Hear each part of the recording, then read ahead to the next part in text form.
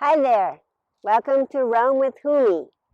I'm at the Celio, the Caelian Hill, one of the 7 hills of Rome, more or less where you see the ensign.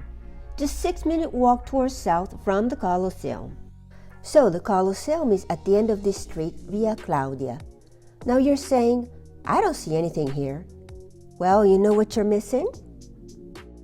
For example, if you walk from the Colosseum along a brown brick wall, well, that's what's left of the structure which held the Temple of Claudius from the 1st century AD.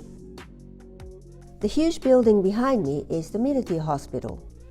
Then we have Porta Celimontana, an ancient Roman gate, restored many times but perfectly preserved from the 4th century BC.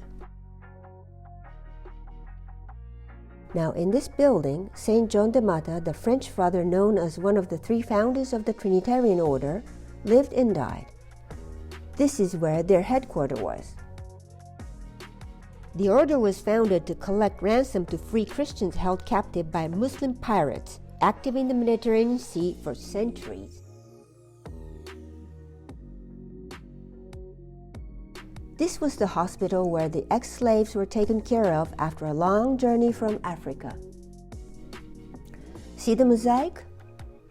It shows Christ in the middle and the freed slaves on both sides. Now the one on the right is not an African slave. Between these Muslims and the Christian women caught, many babies were born and they were sold as slaves. The Trinitarians saved them as well. With the backup of Pope Innocent III, starting from 1199, in only 13 years they saved around 7,000 captured Christians, and even after the death of John in 1213, for 500 years they continued their trips to the north coast of Africa, bringing back nearly 500,000 Europeans home. They were no crusaders, but real unknown heroes. On the opposite side, you'll see this. It's not a tower, but a partially preserved aqueduct built by Nero in 1st century AD.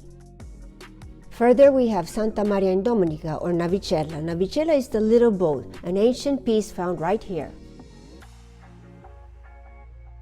Here's the entrance to the Via Celimontana, a beautiful park.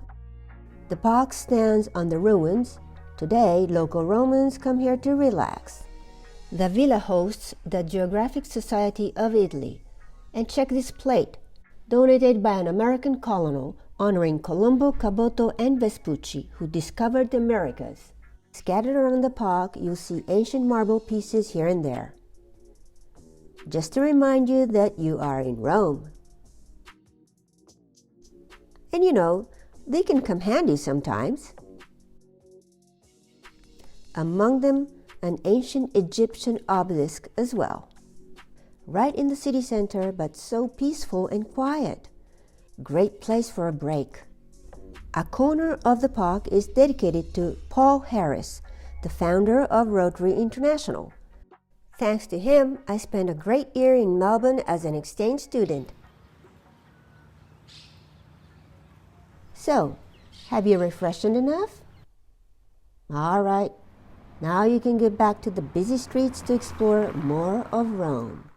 You like the video? Don't forget to subscribe.